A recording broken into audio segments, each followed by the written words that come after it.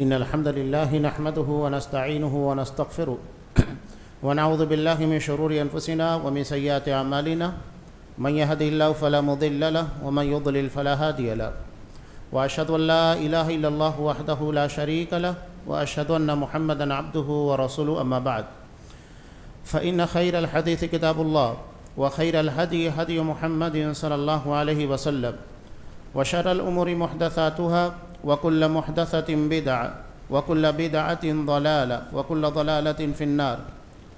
أعوذ بالله السميع العليم من الشيطان الرجيم. بسم الله الرحمن الرحيم. يا أيها الذين آمنوا اتقوا الله حق تقاته ولا تموتن إلا وأنتم مسلمون.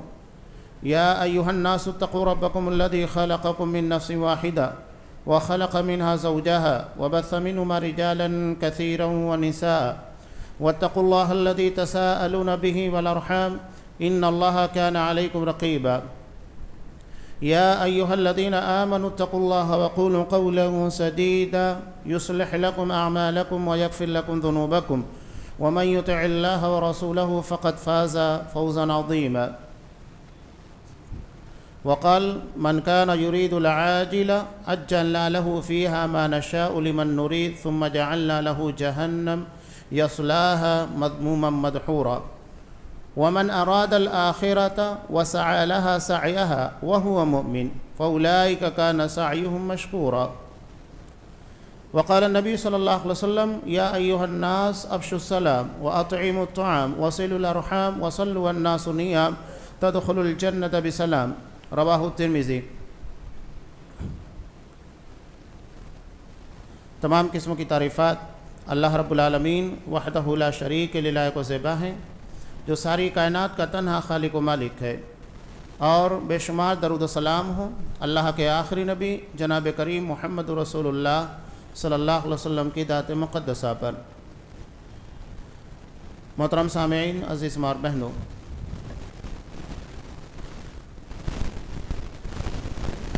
سورہ بنی اسرائیل کی 2 آیتیں میں نے آپ کے سامنے خطبہ مسنونہ کے فوراً بعد پیش کی ہے.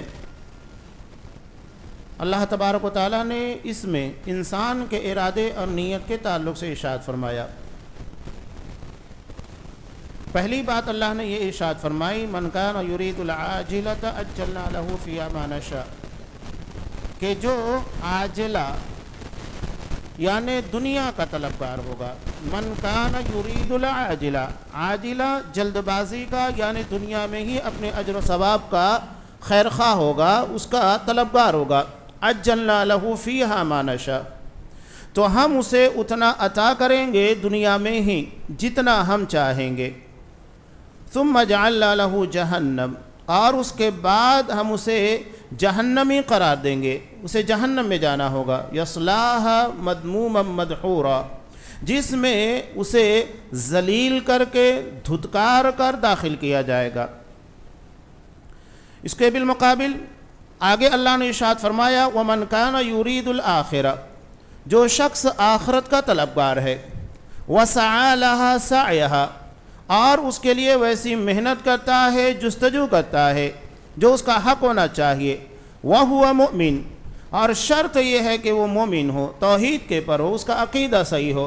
فَأُولَئِكَ كَانَ سَعْيُهُمْ مَشْكُورًا، تو ان کی محنتیں اور ان کی کوششوں کی قدر کی جائے گی، وہ قابل تشکر ہے.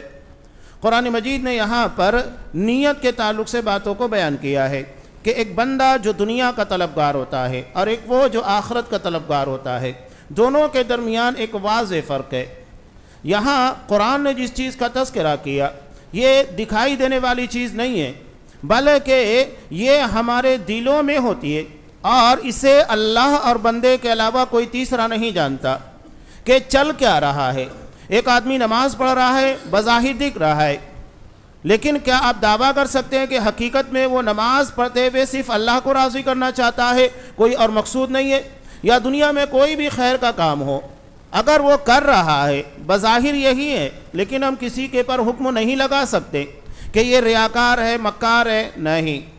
جب تک اس کی کوئی واضح بنیادی دلیل نہ ہو ہم کسی کے بھی عمل کے پر کسی طریقے کا حکم نہیں لگا سکتے. ہمارے یہاں آسانی کے ساتھ لوگ کہہ دیتے ارے وہ تو ریاکار ہے، لوگوں کو دکھانے کے لیے کام کر رہا ہے. تو کیا ہم اس کے دل میں بیٹھے ہوئے کہ وہ کیا ارادے کے ساتھ کس کام کو کر رہا ہے اس کو ہم جانتے ہیں؟ کیا ہم رب العالمین بن گئے نعوذ باللہ؟ علیم بذات الصدور بن گئے کہ کس کے دل میں کیا چل رہا ہے، کس کے ارادے کیا ہیں اس کو ہم جانتے ہیں؟ نہیں، اس بات کا دعویٰ نہیں کرنا چاہیے. لیکن قرآن مجید نے یہاں ہر کسی کو اس مقام کے پر لا کر کھڑا کر دیا کہ وہ غور کرے ہم جو بھی نیکیاں کر رہے ہیں، جو بھی عمل خیر کر رہے ہیں، تو کیا یہ دنیا کے لیے ہے یا تو آخرت کے لیے ہے؟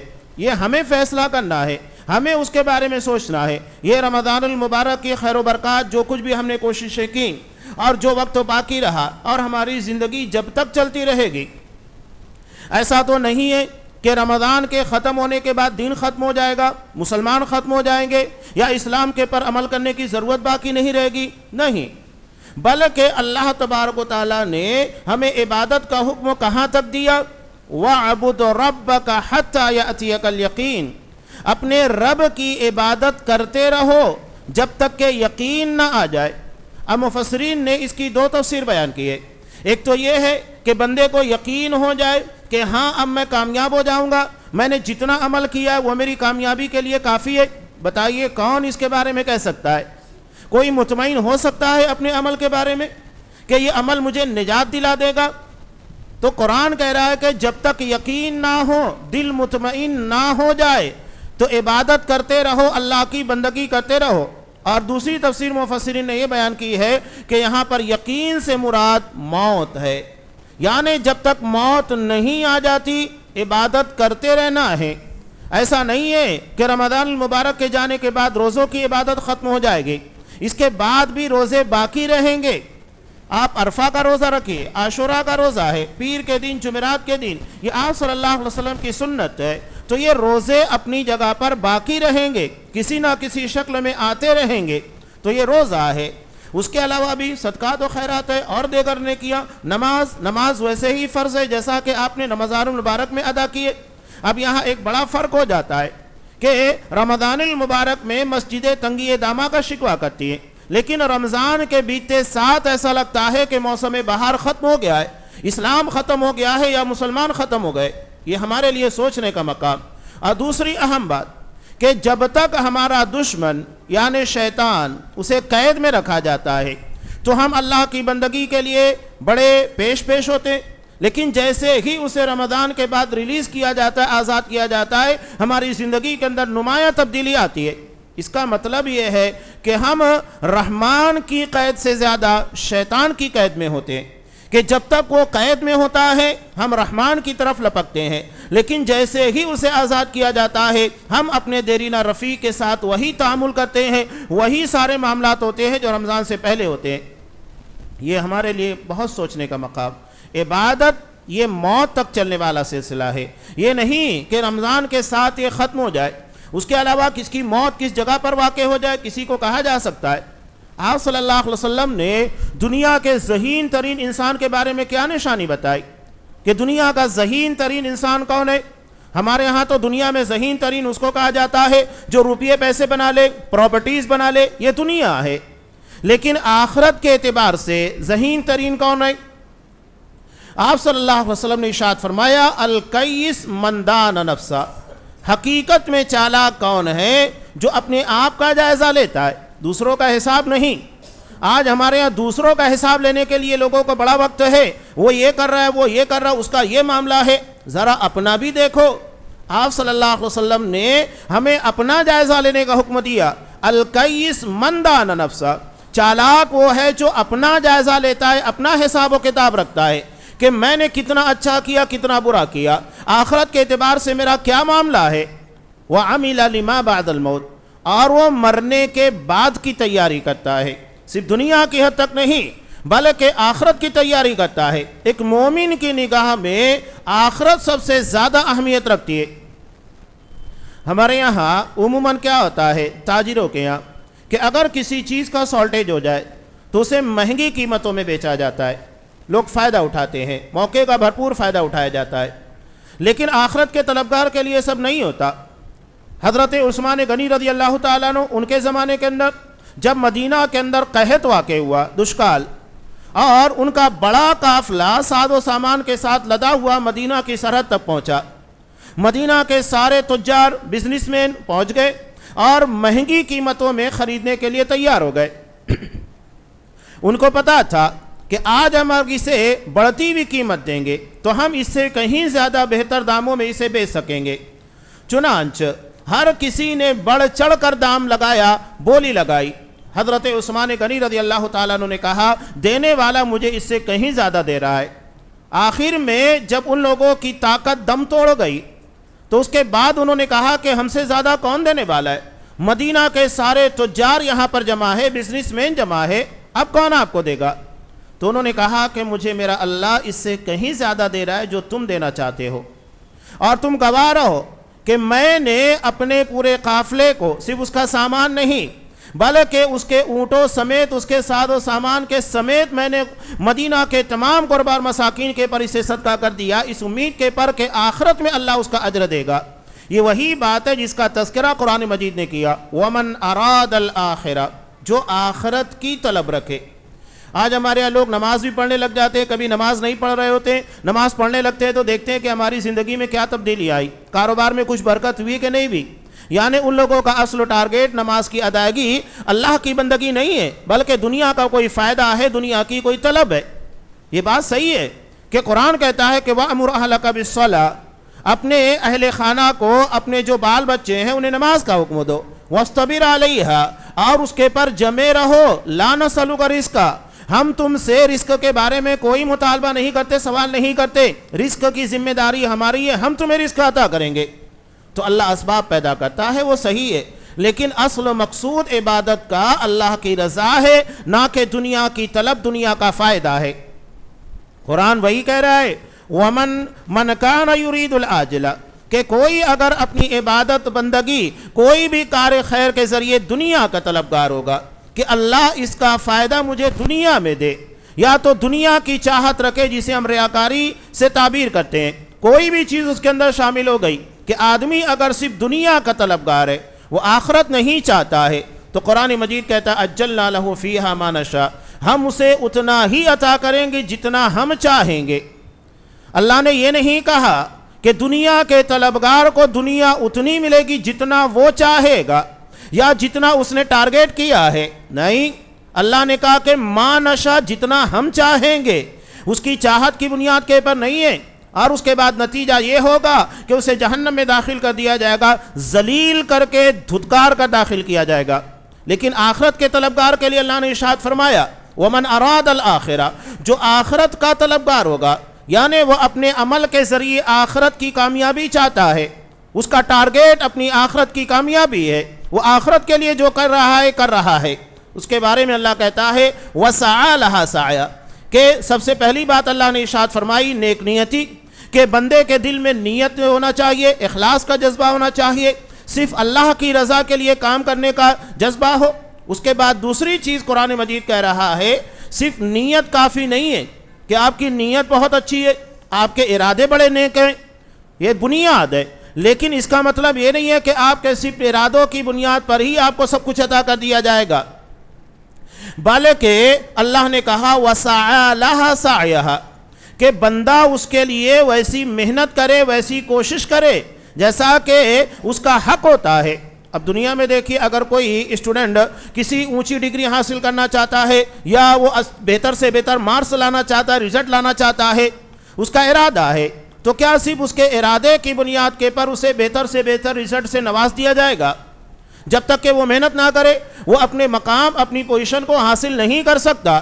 یہی آخرت کا بھی معاملہ ہے کہ ایسا نہیں ہے کہ صرف ارادہ کر لینے کی بنیاد کے پر سب کچھ عطا کر دیا جائے، بلکہ اسے محنت کرنا ہوگا۔ قرآن کہہ رہے ہیں وَسَعَى لَهَا سَعْيَهَا، کہ اسے ویسی محنت کرنا ہوگا، ورنہ اصحاب کرام سے بڑھ کر جن کی صداقت اور نیت کے بارے میں قرآن مجید نے خود کہا، ان سے بڑھ کر کون ہو سکتا ہے؟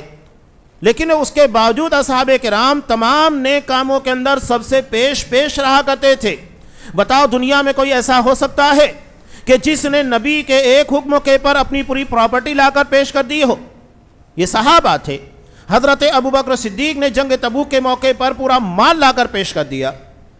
یہ حالت ہے وَسَعَى لَهَا سَعْيَهَا، حقیقت میں جیسی اس کی محنت ہونا چاہیے ویسی محنت کرے، کوشش کرے۔ اور اس کے بعد قرآن مجید نے ایک اور شرط رکھی، وَهُوَ مُؤْمِن، وہ مومن ہو، مومن توحید پر ہو، جیسا کہ عقیدہ توحید کا مطالبہ ہے۔ ورنہ آپ پوری زندگی روزے رکھیے گا، پوری زندگی تہجد ادا کیجئے، نماز پڑھیے، سب کیجئے گا، لیکن عقیدہ صحیح نہیں ہے تو نہ یہ نماز آپ کو کام دینے والی ہے، نہ یہ روزہ فائدہ دینے والا ہے، نہ زندگی کا کوئی بھی عمل آپ کے کام آنے والا ہے، کوئی عمل کام آنے والا نہیں ہے۔ یہ بالکل واضح قرآن مجید کا فیصلہ ہے۔ مومن ہونا شرط ہے، اس کا عقیدہ صحیح ہونا ضروری ہے، اس کے بغیر کچھ نہیں ہوگا۔ ہمارے یہاں لوگ عقیدے، ارے نماز پڑھو، یہ کرو کرو، ٹھیک ہے، بہت اچھی بات ہے، نماز پڑھنا آپ دے کر اچھے کام کیجئے گا، لیکن قرآن کہہ رہا ہے کہ مومن ہونا شرط ہے۔ جب تک مومن نہیں ہوں گے، عقیدہ صحیح نہیں ہوگا، آپ کا کوئی عمل آپ کو فائدہ دینے والا نہیں ہے۔ یہ بنیاد ہے، اس کے بعد سارے معاملات آگے بڑھنے والے ہیں۔ قرآن مجید نے عقیدے کے بارے میں جتنا زیادہ سختی برتی ہے، کسی معاملے کے اندر وہ سختی آپ کو نہیں دکھائی دے گی۔ اب ہمارے یہاں بعض لوگ کہتے ہیں کہ ارے وہ فلاں بہت نیک کام کرتا ہے، یہ کرتا ہے، وہ کرتا ہے۔ اگر کسی گمراہ شخصیت کے بارے میں کہا جائے تو لوگ کہتے ہیں اس نے اتنا کام کیا ہے۔ اب مثال دے دوں، جیسا کہ ڈاکٹر ذاکر نائک، ان کے بارے میں اگر بدعقیدگی پیش کی جائے، ان کے منہج کی خرابی پیش کی جائے، لوگ کہتے ہیں انہوں نے یہ کیا وہ کیا۔ 2 نمبر کی بات، میں یہ کہتا ہوں نبیوں سے زیادہ اچھا کام کرنے والا کوئی ہو سکتا ہے؟ کوئی نہیں ہو سکتا۔ قرآن نے سورہ انعام میں 18 انبیاء کا تذکرہ کیا، حضرت ابراہیم، حضرت اسماعیل، حضرت موسیٰ، حضرت ہارون علیہ السلام، سارے نبیوں کا تذکرہ۔ اور اس کے بعد قرآن کیا کہتا ہے؟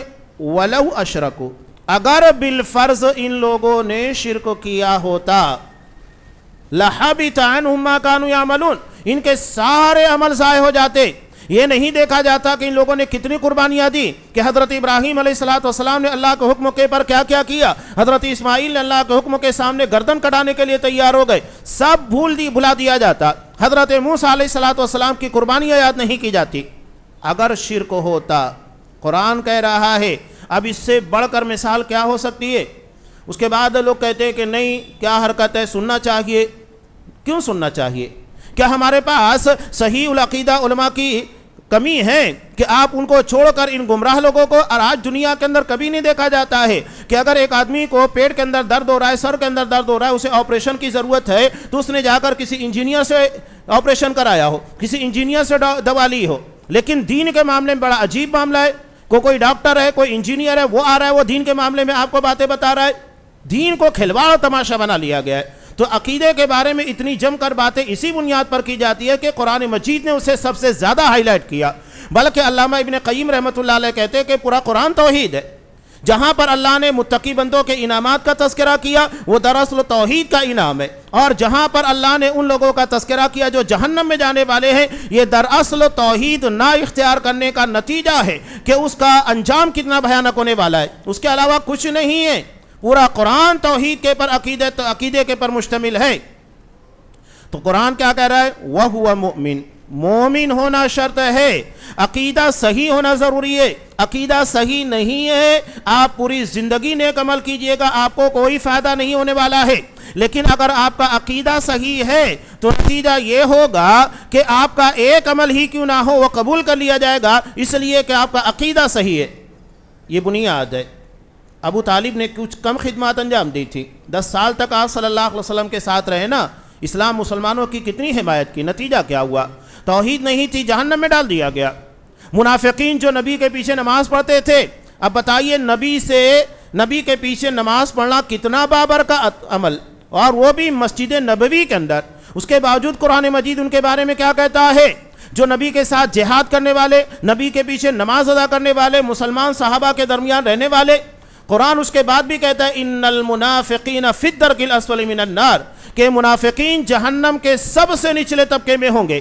وہ عبداللہ بن ابی جو خطبات کے پہلے آپ صلی اللہ علیہ وسلم کے تعلق سے صحابہ کو کہا کرتا تھا کہ یہ محمد صلی اللہ علیہ وسلم میں اللہ کے نبی برحق ہے، ان کی بات سنو، ان کی بات مانو، نبی کے پیچھے نماز پڑھتا، لیکن اس کا نتیجہ کتنا بھیانک ہے۔ قرآن جس کے بارے میں کہتا ہے وَلَوْ عَذَابٌ عَظِيمٌ، اس کے لیے سب سے دردناک عذاب ہوگا۔ یہ سادی بات نہیں ہے جس کو ہم سمجھ رہے ہیں، یہ بہت اہم اور بنیادی چیز ہے۔ عقیدے کے معاملے میں جتنا زیادہ اہتمام ہوگا کسی چیز کے بارے میں نہیں۔ ایک انسان کی مثال کے طور پر اس کی اپنی زمین ہے، چاہے وہ 10 بائی 10 کا ایک پلاٹ کیوں نہ ہو، اس کے اپنے نام پر ہے، سارے کاغذات کلیئر ہے۔ اگر اس کے پر وہ جھوپڑی بنا کر بھی رہے گا یا اگر اس کے پر سائبان بنا کر بھی رہے تو کوئی اگر اس کو نہیں چھیڑے گا، کیوں؟ اس لیے کہ وہ زمین اس کی ہے، سارے معاملات کلیئر ہے۔ لیکن آپ نے اپنی زمین نہیں کسی اور کی زمین کے پر بنگلہ بنا لیا، کوئی عالیشان محل تعمیر کر لیا، تو یہ نہیں دیکھا جائے گا کہ آپ نے کتنا عالیشان محل بنایا ہے، بنگلہ بنایا ہے، دیکھا یہ جائے گا کہ آپ کی بنیاد غلط ہے، جس زمین کے پر آپ نے اس چیز کو تعمیر کیا وہ آپ کی ہے ہی نہیں۔ یہی معاملہ دراصل عقیدے کا ہے، بنیاد ہی صحیح نہیں ہے تو آپ عالیشان محل بنائیے، کچھ بھی بنائیے، ریزورٹ بنائیے، کچھ بھی بنائیے، وہ قابل قبول نہیں ہے، ایکسیپٹیبل نہیں ہے۔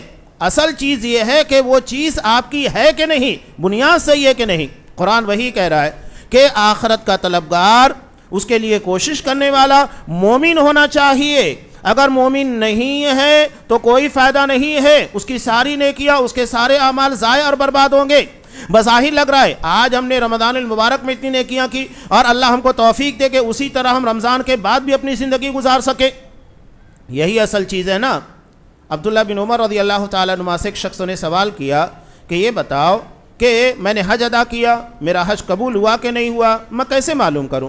انہوں نے کہا کہ بالکل آسان بات ہے کہ حج کے بعد کی زندگی اور حج کے پہلے کی زندگی دونوں کے درمیان موازنہ کرو۔ یہ دیکھو کہ حج کے پہلے تم جو برائیاں کیا کرتے تھے اب چھوڑ دیے، اور حج کے پہلے جو نیکیاں نہیں کیا کرتے تھے وہ بھی کرنے لگ گئے، تو سمجھ لیجئے تمہارا حج قبول ہو گیا، اللہ نے تمہیں توفیق دے دی نیکیوں کی۔ اور اگر یہ ساری چیزیں تمہاری زندگی کے اندر نہیں ہیں تو سمجھ لو تمہارا حج قبول نہیں ہوا، جو جیسے تھے ویسے ہی رہ گئے۔ اور یہی معاملہ رمضان کا بھی ہے کہ رمضان المبارک کے پہلے اور بعد میں ہم اپنی زندگی کا جائزہ لیں۔ اللہ کے رسول نے وہی کہا نا، القیس من دان نفسہ، چالاک کون ہے؟ جو اپنا جائزہ لیتا ہے، وعمل لما بعد الموت، اور مرنے کے بعد کی تیاری کرتا ہے۔ موت کسی بھی وقت آ سکتی ہے۔ تو بہرحال یہاں پر یہ جو بات کہی جا رہی ہے، اپنا جائزہ لو رمضان سے پہلے اور اس کے بعد کی زندگی، اگر ہم نے دونوں کو ایک جیسا نہیں بنایا تو پھر یہ ہمارے رمضان کا نیکیوں کا کوئی فائدہ نہیں ہے۔ تو یہ نیکیاں جو ہیں اس کے پر ہمیں توجہ دینا ہے کہ اس کی بنیاد عقیدہ توحید کے پر ہونا چاہیے کہ وَهُوَ مُؤْمِن فَأُولَٰئِكَ كَانَ سَعْيُهُمْ مَشْكُورًا۔ تو ان لوگوں کی نیکیوں کی حقیقت میں قدر کی جائے گی۔ اللہ کتنی قدر کرے گا آپ اس کا اندازہ نہیں لگا سکتے ہیں کہ اللہ اگر بندہ توحید کے ساتھ جاتا ہے۔ ایک تو مسلم ترمذی کی بالکل واضح روایت ہے، حدیث قدسی، کتاب الدعوات کے اندر امام ترمذی نے اس کو نقل کیا حضرت انس رضی اللہ تعالیٰ عنہ سے کہ اللہ تبارک و تعالیٰ ارشاد فرماتا ہے کہ ابن آدم انک ما دعوتنی ورجوتنی، آدم کی اولاد جو تم اس سے دعائیں مانگے گا اور جو امیدیں وابستہ کرے گا، غفرت لک علی ما کان فیک ولا ابالی، میں تجھے بخش دوں گا چاہے تیرا عمل کچھ بھی ہو، مجھے کوئی پرواہ نہیں ہے۔ اللہ کو کیوں پرواہ ہے؟ اللہ کو کوئی بولنے والا ہے کہ اللہ تو نے فلاں کو کیوں معاف کیا؟ بلکہ اللہ آخرت میں لوگوں کے گناہوں کو نیکیوں میں تبدیل کر دے گا، کوئی سوال کرنے والا نہیں ہے۔ لا یسأل عما یفعل، اللہ جو بھی کرتا ہے اس کے بارے میں سوال نہیں ہوگا کہ اللہ تو نے ایسا کیوں کیا، اللہ کے بارے میں سوال نہیں ہوگا، سوال ہم سے ہوگا، بندوں سے سوال کیا جائے گا۔ تو اللہ پر سوال مت داغیے گا، اپنے بارے میں سوچئے کہ ہم سے سوال ہونے والا ہے، ہم کو سوال کا جواب دینا ہے۔ رب العالمین سے کوئی سوال نہ کرے کہ تو نے ایسا کیوں کیا۔ اس کے بعد اللہ کہتا ہے، اور یہاں ایک بات یاد رکھیے، آپ صلی اللہ علیہ وسلم نے یہ بھی کہا دعا کے وقت، دعا عبادت ہے اور عبادت خشوع خضوع کے ساتھ کی جاتی ہے۔ یہ رسم نہیں ہے کہ آپ دعا مانگ رہے، سمجھ ہی میں نہیں آ رہا ہے کہ آپ اللہ سے کیا مانگ رہے ہیں، ایسا لگ رہا ہے کہ ایک رسم ادا کی جا رہی ہے، جیسا کہ عمومی طور کے پر جیسا کہ فرض نمازوں کے بعد امام صاحب دعا مانگتے ہیں، جو کہ آپ صلی اللہ علیہ وسلم کی سنت ہے ہی نہیں۔ جو سنت ہے اذکار پڑھنا وہ کرتے نہیں ہیں، اور جو بدعت ہے جو ثابت نہیں ہے اس کے پر عمل ہوتا ہے۔ کتنی باتیں بیان کی جائے کہ سنت کی مخالفت۔ بہرحال یہاں کہنے کا مقصود یہ ہے کہ جب اللہ سے دعا مانگی جائے تو دعا عبادت ہے، عبادت کے طریقوں کے مطابق مانگنا چاہیے۔ نیز آپ نے یہ بھی کہا کہ اللہ سے جب بھی مانگو خوب مانگو، اس لیے کہ تم ایسی ذات کے سامنے اپنے ہاتھوں کو پھیلاتے ہو جو ہر چیز کے عطا کرنے پر قادر ہے، لہذا اللہ سے جب بھی مانگا جائے تھوڑا نہیں خوب مانگا جائے، جتنا مانگ سکتے ہو زیادہ سے زیادہ مانگنا چاہیے۔ اللہ عطا کرنے والا ہے، وہ وہاب ہے، بہت عطا کرنے والا جس کا ہم تصور نہیں کر سکتے۔ تو اللہ سے ہمیشہ مانگتے وقت تو خوب مانگنا چاہیے، ہماری دعاؤں میں کمی نہیں ہونا چاہیے، مانگنے میں قلت نہیں ہونا چاہیے، خوب مانگنا چاہیے اللہ سے جب بھی سوال کرو۔ اس کے بعد آگے اللہ ارشاد فرماتا ہے کہ یا ابن آدم، کہ اے آدم کی اولاد، لو اطیتنی، اگر تو اس حالت میں، لو بلغ الذنوب کا عنان السماء، اگر تیرے گناہ آسمان کی بلندی کو چھو جائے۔ بتائیے کسی کے گناہ اتنے ہو سکتے ہیں کہ وہ آسمان کی بلندی کو چھو سکے؟ لیکن یہاں اللہ کہہ رہا ہے کہ بالفرض اگر ایسا ہو جائے، لو بلغ الذنوب کا عنان السماء، کہ اگر تیرے گناہ آسمان کی بلندی کو چھو جائے، ثم استغفرتنی، اس کے بعد تو مجھ سے مغفرت طلب کرے، مجھ سے اپنے گناہوں کی معافی مانگے، غفرت لک علی ما کان فیک ولا ابالی، میں تیرے سارے گناہ بخش دوں گا، مجھے کوئی پرواہ نہیں ہے۔ یہ اللہ کی مغفرت ہے۔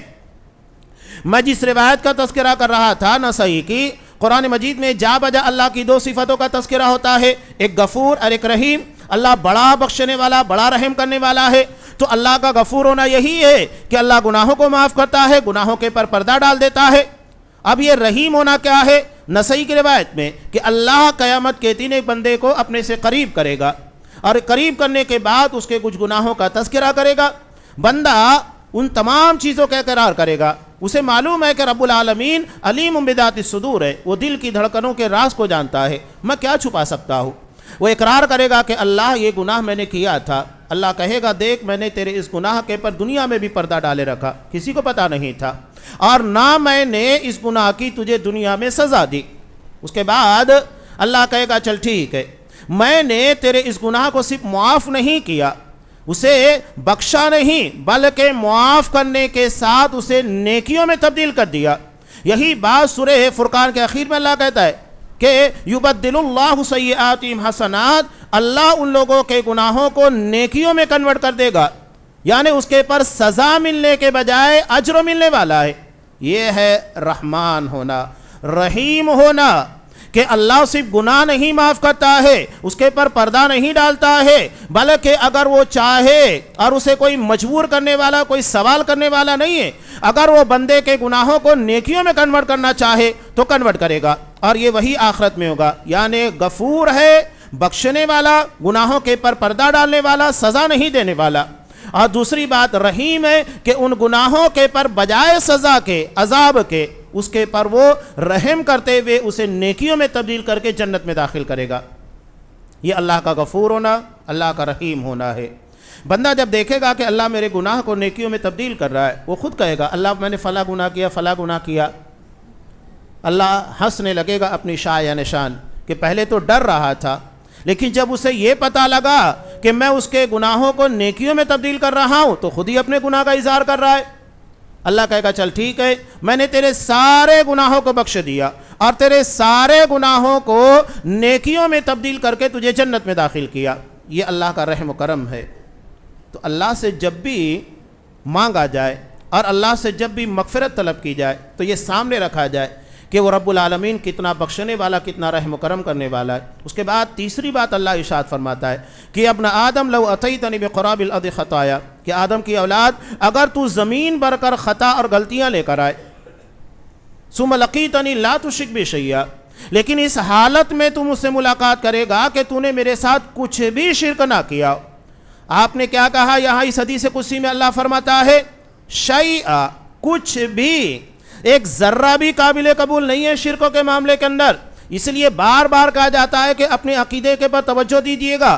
یہ عقیدہ اگر بگڑ جائے گا تو نتیجہ یہ ہوگا کہ انسان کی پوری زندگی کا عمل اپنے صحیح راہ کے پر صحیح ڈگر سے ہٹ جائے گا۔ نتیجہ کیا ہوگا؟ آپ کو اگر ایک مقام کے پر جانا ہے، بالفرض آپ کو جانا اندور کے راستے پر، آپ نے ذرا سا ٹرن لے لیا اور آپ نے یہاں سے 250 کلومیٹر سے زیادہ 500 کلومیٹر کا سفر طے کر لیا، اس سے زیادہ 1000 کا کر لیا، تو یہ نہیں دیکھا جائے گا کہ آپ نے تو 1000 کلومیٹر طے کر لیا ہے۔ مسئلہ یہ نہیں ہے کہ آپ نے 1000 کیا، 2000 کیا، آپ نے غلط روٹ اختیار کیا ہے۔ آج ہمارے یہاں وہی بات کی جاتی ہے، ارے اس نے اتنی نیکی کی، اتنا عمل کیا، اتنے روزے رکھے، اتنے حج ادا کیا، اتنے عمرے کیا۔ مسئلہ یہ نہیں ہے کہ آپ نیکی کتنی کر رہے ہو، مسئلہ یہ ہے کہ آپ کیسے کر رہے ہو، اس کی کوالٹی کیا ہے۔ اللہ کوانٹٹی نہیں دیکھتا ہے، کوانٹٹی طے ہے کہ جمعہ کی 2 رکعت ہے وہ 2 ہی رہے گی، آپ اسے 3-4 نہیں کر سکتے۔ سجدہ بہت عظیم عبادت ہے، بلکہ بندہ اللہ کے سب سے قریب ہوتا ہے سجدے کی حالت میں۔ کوئی بندہ اس بنیاد کے پر 2 کے بجائے 3-4 سجدے نہیں کر سکتا۔ کوانٹٹی طے ہے، لیکن کوالٹی وہ اللہ چاہتا ہے کہ آپ کا معیار کیا ہے، اسی کو ہم منہج سے تعبیر کرتے ہیں۔ عقیدہ و سنت کی جب بات کی جاتی ہے، جس کو ہم عقیدہ اور منہج تعبیر کرتے ہیں، عقیدے کا مطلب ہوتا ہے اللہ کی ذات، اس کی صفات کے پر ایمان رکھنے کا صحیح طریقہ، اور منہج کا مطلب ہوتا ہے آپ کا عمل نبی کی سنت کے مطابق ہو، جس طرح صحابہ نے سمجھا اس کے مطابق عمل کیا، وہی چیز ہونا چاہیے۔ وہی مطالبہ اللہ یہاں کر رہا ہے۔ تو اللہ نے کہا کہ اگر تو کچھ بھی شرک نہیں کرے گا، اس حالت میں میرے پاس آئے گا کہ تو زمین بھر کے گناہ لے کر آیا، لَأَتَيْتُكَ بِقُرَابِهَا مَغْفِرَةً، میں اتنی ہی مغفرت لے کر آؤں گا۔ یہ اللہ کا وعدہ ہے۔ لیکن یہاں ایک بات ضمناً یاد رکھیے، بعض لوگ اس طرح احادیث کو سننے کے بعد یہ سمجھتے ہیں کہ ہم نے دنیا میں کچھ بھی کیا سب معاف ہوگا۔ نہیں، اللہ اپنے حق سے متعلق کہتا ہے، اللہ کے حقوق جو ہیں اس میں بندے نے کوتاہی کی اللہ معاف کرے گا، بلکہ ایک آدمی کے 99 رجسٹر ہوں گے تا حد نگاہ گناہوں سے بھرے ہوئے، اللہ اس کو بھی معاف کر دے گا توحید کی بنیاد پر۔ ترمذی کی بالکل واضح روایت ہے۔ لیکن اگر حقوق العباد میں کوتاہی ہے تو وہ معاف نہیں ہوگا۔ آپ نے پوری زندگی تہجد پڑھی، آپ کا عقیدہ بالکل اچھا ہے، سب بہتر ہے، لیکن اگر حقوق العباد کی کوتاہی ہے تو معاف نہیں ہوگا۔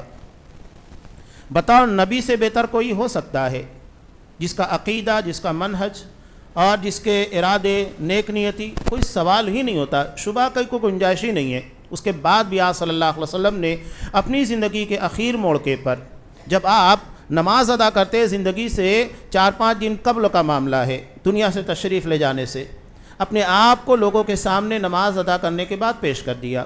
کہا کہ لوگوں، اگر میں نے کسی کا کچھ لیا ہے یا میں نے اپنی ذات سے کسی کو تکلیف پہنچائی ہے تو میں حاضر ہوں، وہ اپنا بدلہ لے لے۔ آپ نے یہ بھی کہا کہ اگر کسی کا دنیا میں کسی سے کچھ لینا دینا ہے وہ دنیا میں معافی تلافی کرا لے، اس سے پہلے کہ وہ دن آئے جہاں پر روپیے پیسے دینار و درہم چلنے والے نہیں ہیں۔ بالکل واضح کر دیا آپ صلی اللہ علیہ وسلم نے، جب نبی کو نہیں بخشا جائے گا اس معاملے کے اندر تو ہم جیسے انسانوں کی کیا اوقات ہوگی کہ اگر ہم نے کسی کے تعلق سے کچھ کہا، کچھ تکلیف پہنچائی یا اس کا کچھ مال غبن کر لیا یا اپنی ذات سے کسی قسم کا اسے نقصان پہنچا ہوا ہے، تو بتائیے آخرت میں کیسے بخشا جائے گا؟ اور وہاں کوئی کسی کا پرسان حال نہیں ہوگا، نہ باپ بیٹے کا، نہ بیٹا باپ کا ہوگا، بلکہ ایک شوہر اپنی بیوی کے پاس جائے گا جس نے پوری زندگی بڑی خدمات انجام دی۔ اور عموماً ہوتا یہ کہ بیویاں ناقدری کرتی ہیں، کوئی کتنا بھی کر لے وہ اپنے شوہر کی تعریف نہیں کرے گی، عمومی بات ہے۔ اور یہ ان کے جہنم میں جانے کی بڑی وجہ ہے کہ آپ صلی اللہ علیہ وسلم نے کہا کہ تکفرن اللعن و تکفرن العشیرہ، کہ تمہارے جہنم میں جانے کی ایک بڑی وجہ یہ ہے کہ تم لعنت ملامت بہت کرتی ہو۔ زبان کا غلط استعمال، یہ خواتین کے لیے خاص طور کے پر ہے، اپنی زبان کا استعمال کرنا۔ آپ صلی اللہ علیہ وسلم نے یہ بھی کہا کہ بہت سارے روزہ رکھنے والے، قیام کرنے والے یعنی تہجد ادا کرنے والے، اگر وہ اپنی زبان کے پر قابو نہ رکھیں تو ان کی یہ عبادتیں کوئی کام آنے والی نہیں ہے۔ تو عبادتوں کے ساتھ ساتھ معاملات زندگی پر بھی نگاہ ہونا چاہیے کہ ہماری زبان سے، ہمارے کردار سے کسی کو تکلیف نہ پہنچے، یہ بڑا اہم مدعا ہے۔ تو وہی بات آپ صلی اللہ علیہ وسلم نے یہاں پر بیان کی ہے، تو اپنے آپ کو لوگوں کے سامنے پیش کر دیا، یہ کلیئر کر دیا کہ اگر کسی طریقہ کا لین دین ہے تو پھر آخرت میں سمجھ لیجئے گا۔ اب وہ شوہر اپنی بیوی کے پاس جائے گا اور کہے گا دیکھ میں نے دنیا میں تیرے ساتھ بڑا احسان کیا، بیوی اعتراف کرے گی کہ ہاں تم نے میرے ساتھ بہت اچھا کیا، کوئی شکایت کا موقع نہیں دیا، تو شوہر کہے گا مجھے ایک نیکی کی ضرورت ہے وہ دے دو، بیوی صاف انکار کر دے گی، کہا کہ تمہاری تمام خدمات اپنی جگہ پر، سر آنکھوں پر، لیکن آج میں ایک نیکی دینے کے لیے تیار نہیں ہوں، یہ آخرت کا معاملہ ہوگا۔ تو پھر اگر ہماری نیکیاں کسی اور کے کھاتے میں چلی جائے تو سوچئے کیا ہوگا۔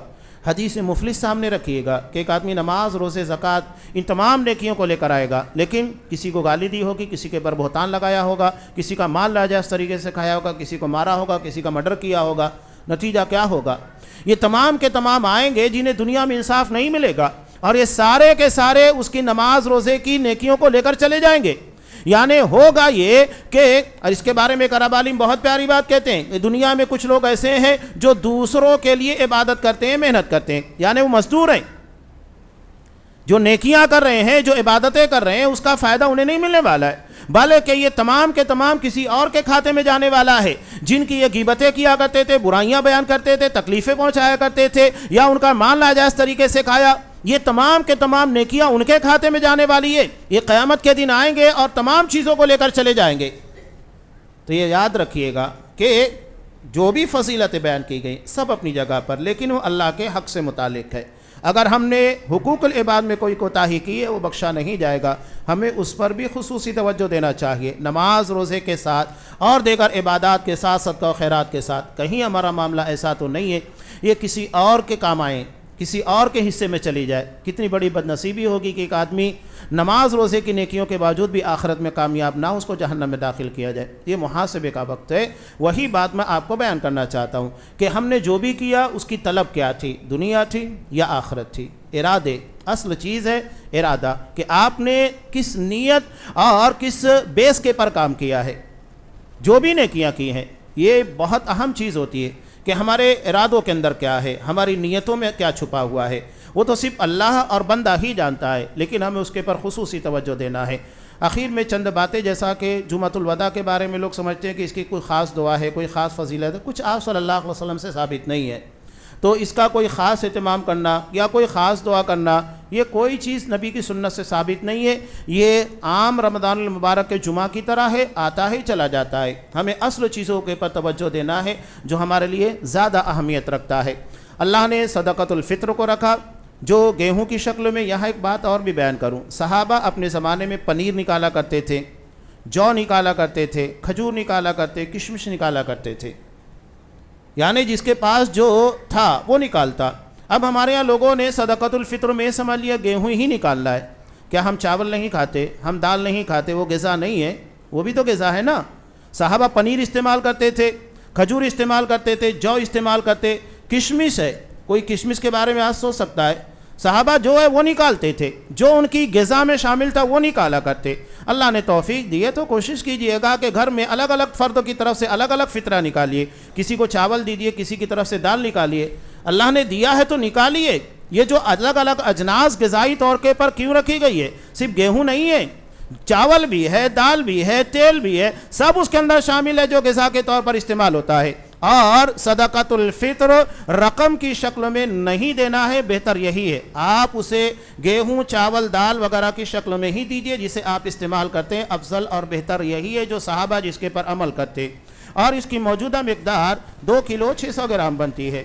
دراصل سا جو ہوتا ہے یہ عربی زبان کے اندر اس وقت کا پیمانہ تھا، 4 مد کا ایک سا بنتا ہے۔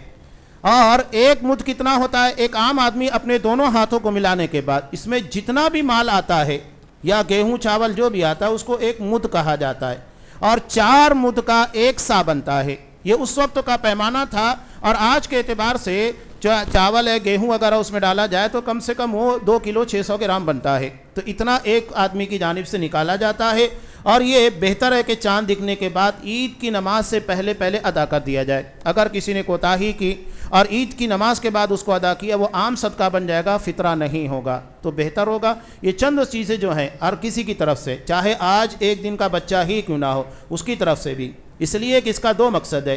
روزوں کو جو گناہ ہو گئے روزے دار کی طرف سے، اس کی تطہیر، پاکیزگی کا ذریعہ ہے، اور دوسرے مسکین کا کھانا ہے۔ مسلمان اپنی عید میں صرف خود خوشی نہیں مناتا بلکہ اپنے ساتھ سارے مسلمانوں کو شامل کرتا ہے، اور اس بنیاد کے پر یاد رکھیے فطرہ صرف مسلمان غربا مساکین کو دیا جائے گا، نان مسلم کو نہیں دیا جائے گا۔ اس لیے کہ آپ نے جو بتایا کہ یہ عید کی خوشی میں شامل کرنا ہے، تو عید مسلمانوں کے لیے، غیر مسلموں کے لیے نہیں۔ عام صدقات آپ دیجیے، ان کو ضرورت ہے، اسلام اسے منع نہیں کرتا ہے، لیکن فطرہ یہ خاص طور کے پر مسلمان مسکینوں کے لیے، غربا کے لیے، تاکہ وہ عید کی خوشی کے اندر ہمارے ساتھ شامل ہو سکے۔ یہ چند گزارشات تھی، اپنے نیت، اپنے ارادے خاص طور کے پر ہمیں اس کے پر توجہ دینی ہے، اور اس کے ساتھ ساتھ قرآن مجید نے جو بیان کیا، کوشش کرنا اور مومن ہونا، یعنی اپنے عقیدے کا صحیح ہونا، یہ بنیادیں ہیں ہمارے تمام نیک اعمال کی۔ اگر ہم نے اس پہ کبھی توجہ نہیں دی تو نتیجہ کیا ہوگا کہ اتنی محنت رائے گاہ ہوگی، یہ رمضان بھر کی عبادت، قرآن مجید کی تلاوت، صدقات و خیرات سب رائے گاہ ہوگی، بلکہ پوری زندگی کی رائے گاہ ہو جائے گی۔ ہمیں دھیان دینا ہے یہ محنت رائے گاہ نہ ہو یا کسی اور کے کھاتے میں نہ جائے۔ اس کے پر ہمیں توجہ دینا ہے۔ اسی کے لیے میں نے یہ 2 آیتیں منتخب کر کے آپ کے سامنے کچھ باتیں رکھنے کی کوشش کی۔ اللہ تبارک و تعالی ہماری عبادتوں، ریاضتوں، صدقہ و خیرات روزے کی شکل میں اور اس کے علاوہ قرآن مجید کی تلاوت، تہجد، جو کچھ بھی ہم نے نیکیاں کی، پروردگار اپنے فضل و کرم کی بنیاد کے پر اسے قبول فرمائے، اس لیے کہ قبول کرنا بھی ضروری ہے۔ اللہ اگر قبول نہ کرے تو نیکیاں قبول نہیں ہوگی، تو نیکی کے بعد قبولیت کی دعا کرنا چاہیے۔ اللہ اسے قبول فرمائے، اس میں کوئی کمی کوتاہی رہ گئی پروردگار اسے معاف کرے، اور ہمیں رمضان المبارک کے بعد کی بھی زندگی، بلکہ جب تک زندگی عطا کر اسے اسلام کے مطابق چلنے کی توفیق دے، ایمان کے تقاضوں کے مطابق چلنے کی توفیق دے۔ ہمیں جب تک دنیا میں رکھ اسلام کی حالت میں، تیری اطاعت و فرما برداری کی حالت میں، آج ہمیں اس دنیا سے اٹھا تو ہمیں ایمان کی حالت میں صحیح عقیدے کی بنیاد کے پر، تاکہ یہ ہماری نجات کا ذریعہ بن سکے۔ آمین۔ بارک اللہ لنا ولکم فی القرآن العظیم ونفعنی وإیاکم بالآیات والذکر الحکیم، انہ تعالی جواد کریم ملک برؤوف رحیم۔